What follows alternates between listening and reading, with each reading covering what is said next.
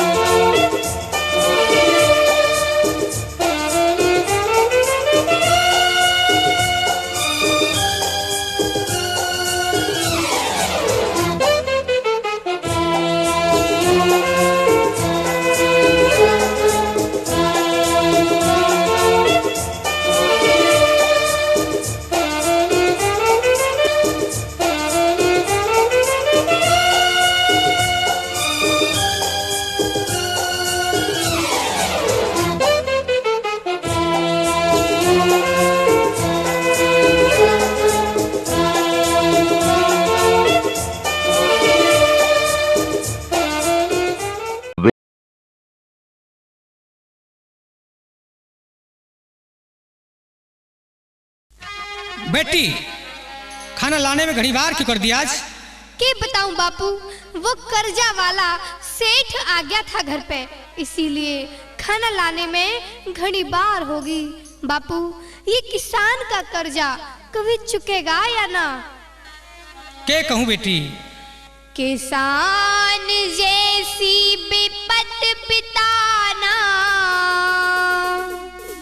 देखी दुनिया सारी में, हेरी पड़े भोगना बेटी रिजो लिखा किस्मत तुम्हारी में। पड़े भोगना बेटी रिजो लिखा किस्मत तुम्हारी में। किसान जैसी विपत बिताना देखी दुनिया सारी में। पड़े भोगना बेटी रिजो लिखा किस्मत तुम्हारी में। पड़े भोगना बेटी रिजो लिखा किस्मत तुम्हारी में।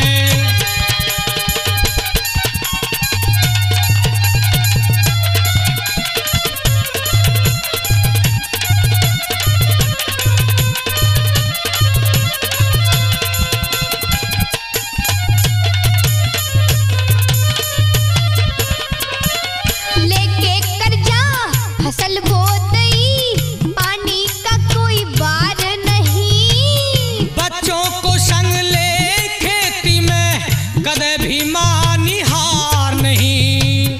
तीज त्योज होली दीवाली देख सके त्योहार नहीं। साल की साल कर्ज छाती पे होता बेटी पार नहीं। बेटी तेरी जान हुई चिंता लागी महतारी ने। पड़े भोगना बेटी रिजो लिखा किस्मत तुम्हारी ने।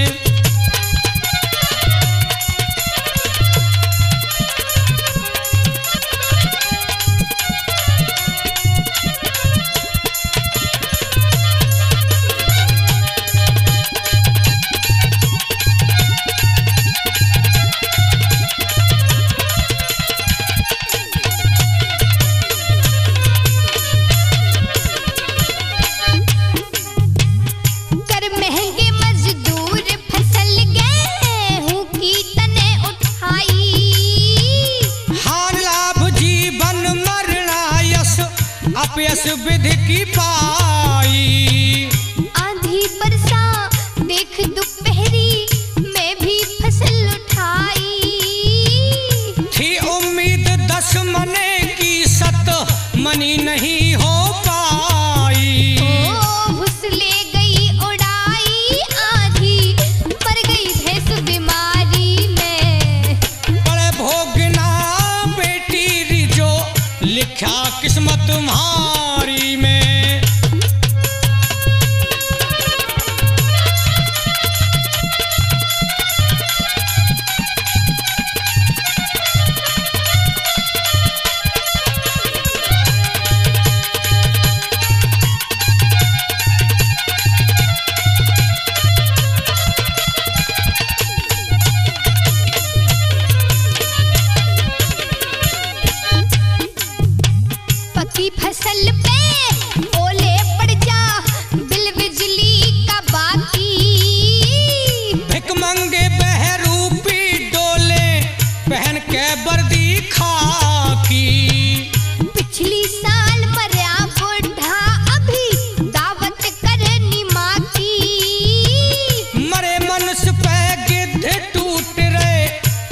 कहे अब न्याय की।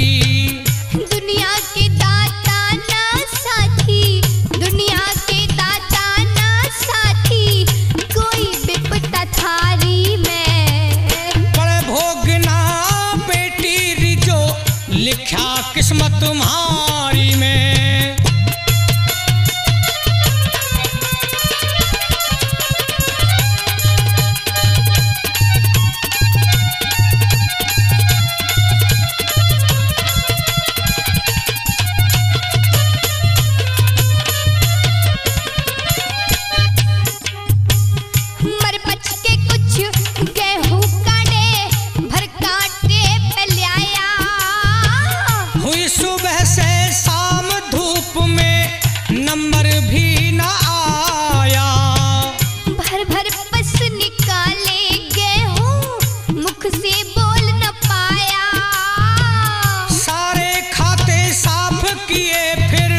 सोसाइटी भरे आया, कर्ज पट्टा के हाथ हिला के, कर्ज पट्टा के हाथ हिला के, घुस गया घरा अंधारी में। पड़े भोगना बेटी रिजो, लिखा किस्मत तुम्हारी में।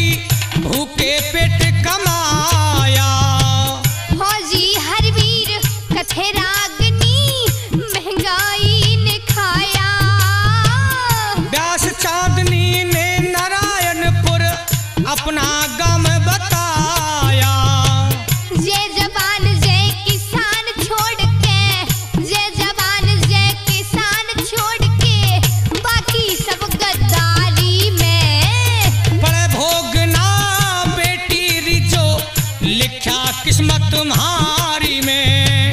पड़े भोगना बेटी रिजो, लिखा किस्मत तुम्हारी में। किसान जैसी विपत पिताना, किसान जैसी विपत पिताना, देखी दुनिया सारी में। पड़े भोगना बेटी रिजो, लिखा किस्मत तुम्हारी में। पड़े भोगना बेटी रिजो, लिखा किस्मत तुम्हारी में। गौशाला में छुप के आई मिलन लाडली मेरी, टप टप आंसू गिरे पिता मेरे, मती फूट गई तेरी। हाँ, टप टप आंसू गिरे पिता मेरे, मती फूट गई तेरी। गौशाला में छुप के आई मिलन लाडली मेरी,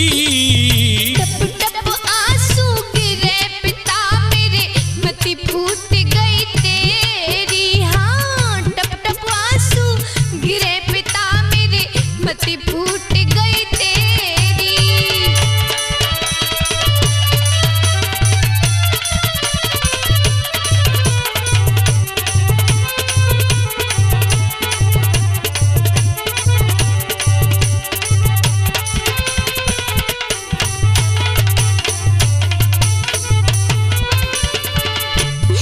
पकड़ लिया चूम सोता का, हाथ पकड़ लिया चूम सोता का, भारी लाढ़े लढ़ाया। घर घर चर्चा सुन के चाली, मुझे सबर ना आया है रे। घर घर चर्चा सुन के चाली, मुझे सबर ना आया। ना कोई सुविधा करी हमारी, प्यासा संत सताया। चौगिरदे कुत्ते भौंके तने, कैसा रस रचाया। हाँ, चौगिरदे कुत्ते भौंके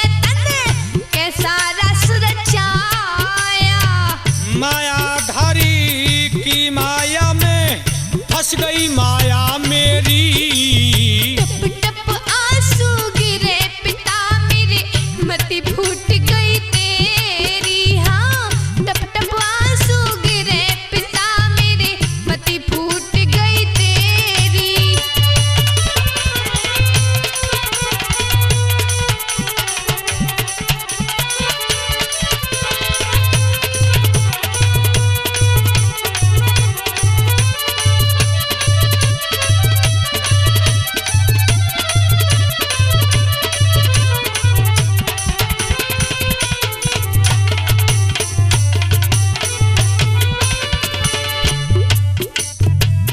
घने दिनों में देखी री बेटी नरसी आंसू लाया।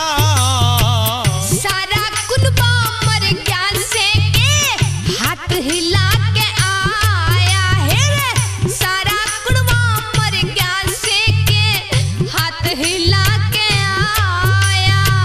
बिगड़ी में कोई काम न आया, बैल यार के लाया। गाड़ी भर के मोढ़ा आए, सारा नगर हंसाया। गाड़ी भर के मोढ़ा आए, सारा नगर हंसाया। 3 खजाने दिए शादी में, फिर भी तहना देरी। टप टप आंसू गिरे पिता मेरे, मति फूट गई तेरी। हाँ, टप टप आंसू गिरे पिता मेरे, मति फूट गई तेरी।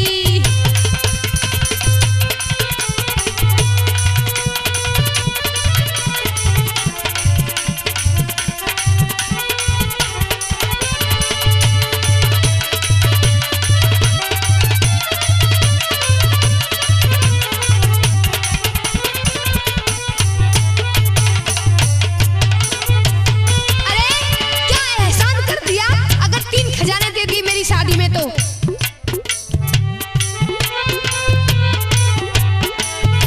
नहीं बेटी, तुझे शोभा नहीं देता है। तूने तो मेरी नाक काट दी, नाक। चला जा यहाँ से। अरे तूने मुझे न जाने क्या क्या सुनवा दिया बाबू। बेटी, तुझे शोभा नहीं देता है।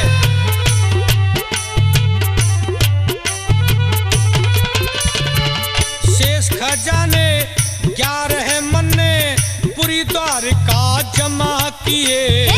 लटा जट्टा वाले मोढ़ों पे बाबुल तन लुटा दिए। हाँ, लटा जट्टा वाले मोढ़ों पे बाबुल तन लुटा दिए।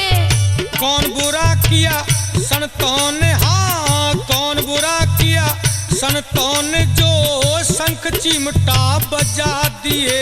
अरे बड़े घरों में ये नहीं होता, ढोंग बना के हंसा दिए।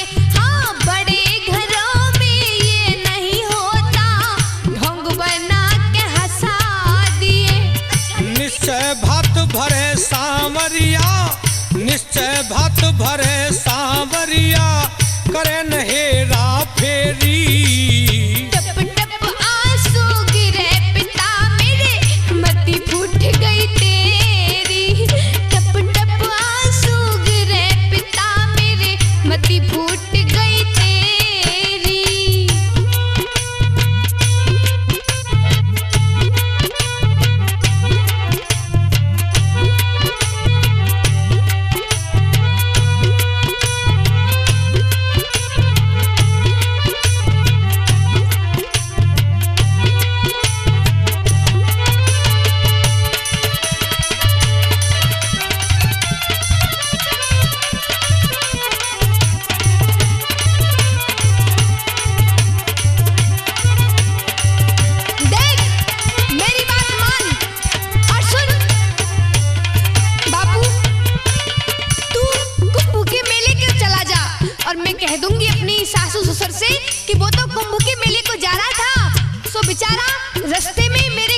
गया।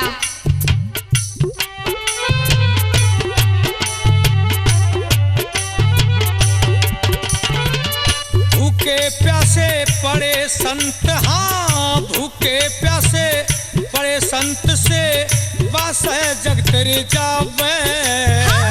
दुनिया का छलिया सांवलिया कभी भात ना लिया बेहरे।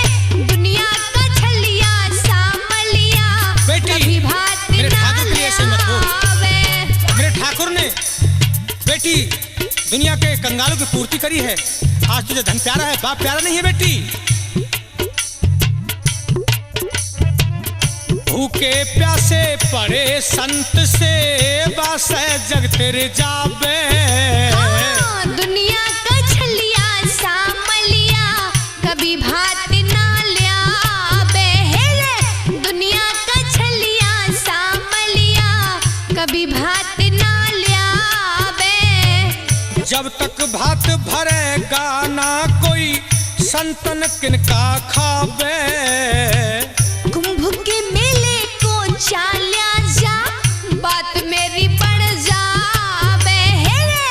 कुंभ के मेले को चाल्या जा बात मेरी बढ़ जा बे। फौजी हर वीर कहे सुता बिगड़ी में धक्का देरी। टप टप आंसू गिरे पिता मेरे मति फूट गई तेरी। हाँ टप टप आंसू गिरे पिता मेरे मति फूट गई तेरी। गौशाला में छुप के आई मिलन लाडली मेरी। टप टप आंसू गिरे पिता मेरे मति फूट गई तेरी। हाँ टप टप आंसू गिरे पिता मेरे मति फूट गई तेरी। बेटा ओ बेटा करण रुक जा बेटा, मेरी बात सुन बेटा। अरे बेटा कहने वाली कौन है? आज तक तो मुझे माँ ढूंढने से नहीं मिली। बेटा बेटा मैं तेरी माँ हूँ बेटा, मेरी बात सुन बेटा। बाद में दाम दूंगा, पहले रथ के सामने चढ़ जा, मुझे मेरी प्रतिज्ञा पूरी करने दे। अरे नहीं बेटा, देख मैं तेरी माँ हूँ, मेरी बात सुन बेटा सुन। रथ के सन्मुख कुंती रोवे,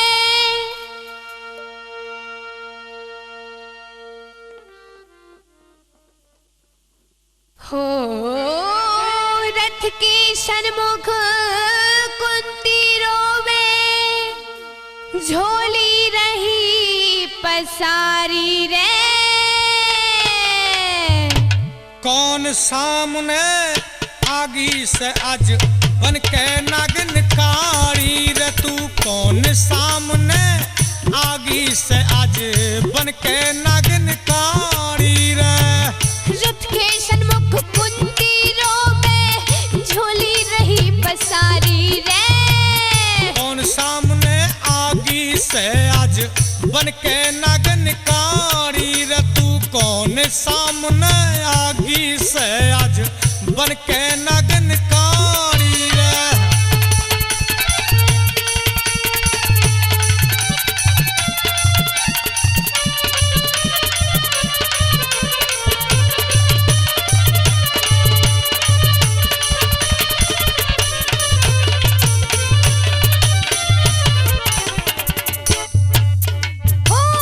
तेरे जैसा दानी बेटा सुनाना कोई जग में।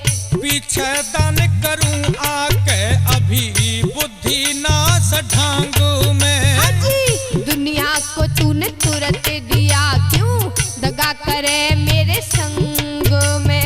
पहले अर्जुन को मारूं मेरे खून खोल रहा राग में। हो पीछे जंग में जा बेटा मैं, पीछे जंग में जा बेटा मैं, खास तेरी महतारी रे। कौन सामने आगी से आज बन के नागिन कारी रे तू। कौन सामने आगी से आज बन के नागिन कारी रे।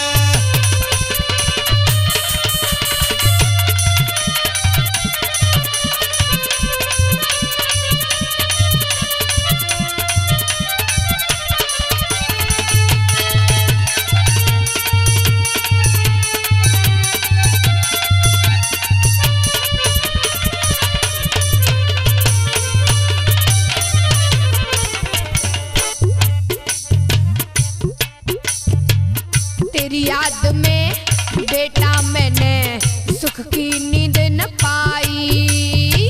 बेटा बेटा क्यों कह रही मेरे बात समझना। हाँ, कुंवारी के हुआ करण पुत्र तेरे पांचों पांडव भाई। आज बखत पे माँ बन के तू होनी कहाँ से आई। लोक लाज से डर गई बेटा हो जाती जग खुआरी। कौन सामने आगी से आज बन के नगन कारी। तू कौन सामने आगी से आज बन के नगन कारी।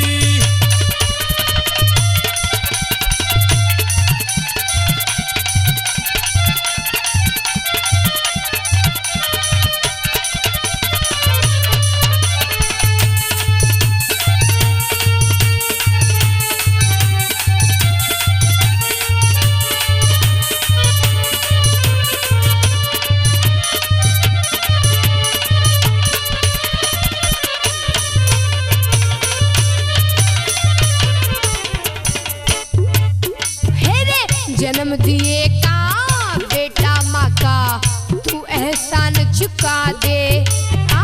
सूत पुत्र कहती दुनिया मेरे मरते रहे इरादे। रिश्ते नहीं मिटा करते कभी मिटे नहीं सुत वायदे। जिसकी जननी जन फेंके फिर के रिश्ता बदला दे। मुझको दान गहा दे बेटा, मुझको दान गहा दे बेटा, आज भी पत से भारी। कौन सामने आगी से आज बन के नगन कारी। तू कौन सामने आगी से आज बन के नगन कारी।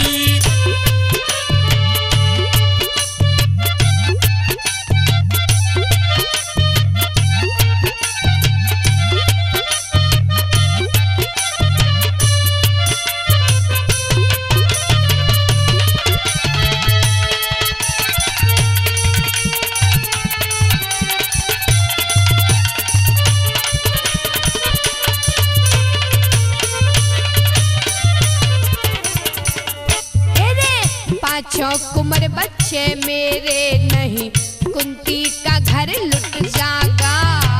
जन्म दिए का करज मात का आज करण से चुक जागा।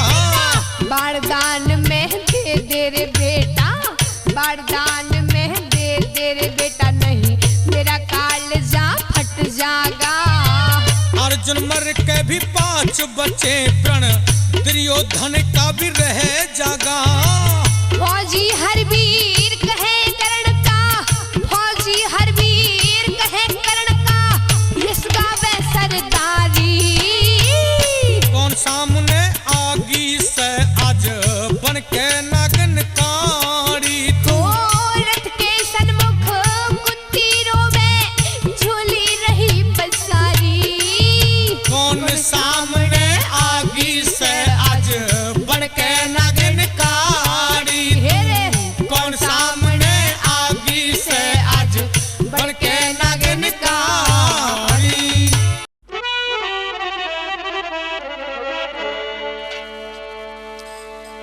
लज्जावती का पति नारायण वैश्याओं के पास जाता है और घर को कंगाल कर देता है।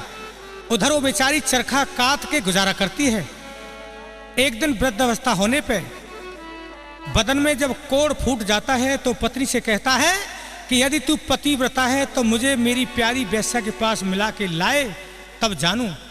ठीक है महाराज, लेकिन अंधेरा होने दीजिए क्योंकि दिन में मुझे शर्म लगेगी। जंगल की ओर निकल जाती है कंधे पे पति को रख के। उधर में वैश्या ऐसे इंसान को धिक्कार देती है कि तू मेरे काबिल नहीं है। तपस्या करते हुए संत के कमंडल में ठोकर लग जाती है। संत एकदम से क्रोधित हो जाते हैं। सती और संत दोनों आपस में भिड़ गए कि तुझे सुबह तक विधवा बना दूंगा, देखिए क्या होता है।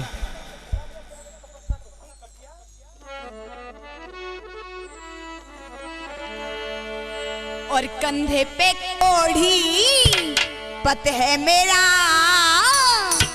भरा कमंडल फैला तेरा पति प्रेम में खो गई लागी ठोकर खताए बड़ी हो गई लज्जा कह करके वन में खड़ी रो गई हो कंधे पे कोढ़ी पत है मेरा भरा कमंडल फैला तेरा पति प्रेम में खो गई लागी ठोकर खताए बड़ी हो गई लज्जा कह करके वन में खड़ी रो गई।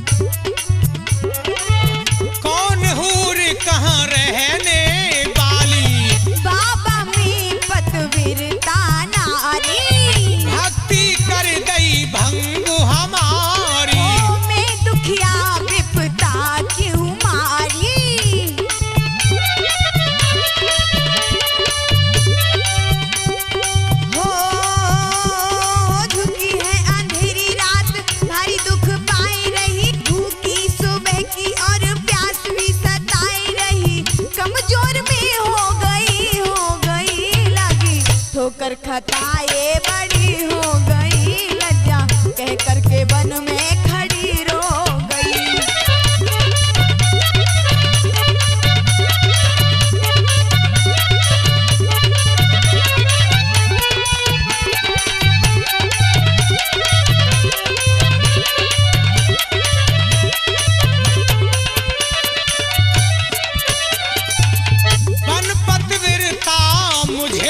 डरावे ओ मेरा बचन न खाली रे जावे तपधारी से पेशन खावे ओ बाबा मत ना तू जीव चलावे हो सती संत भेड़े दोनों कैसे परेगी पार कंधा पे पतपन में स्वर रखे हैं धार वहीं पे खड़ी रो गई लागी ठोकर खताए बड़ी हो गई लज्जा कह करके वन में खड़ी रो गई।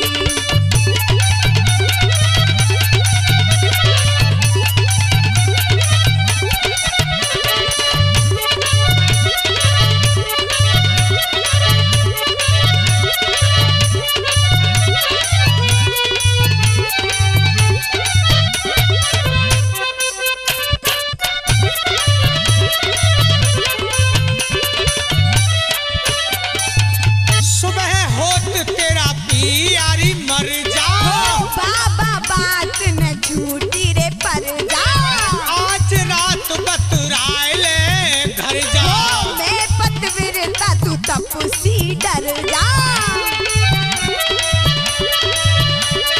हो 6 महीना की रात भई कोई भी न माने हार विष्णु शिव से बोले देव नार से परे ना पार दुनिया दुखी हो गई लागी ठोकर खताए बड़ी हो गई लज्जा कह करके वन में खड़ी रो गई।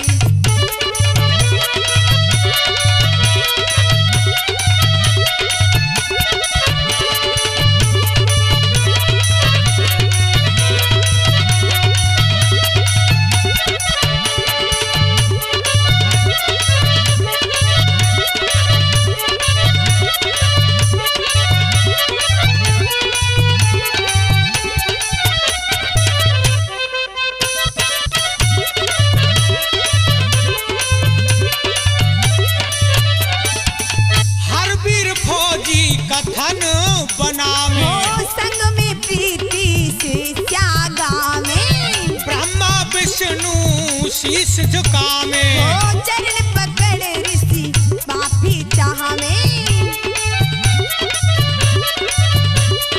हो नार को नर ने कैसा जग में बदनाम किया सैकड़ों बरस का तप नार ने नाकाम किया से कर खताए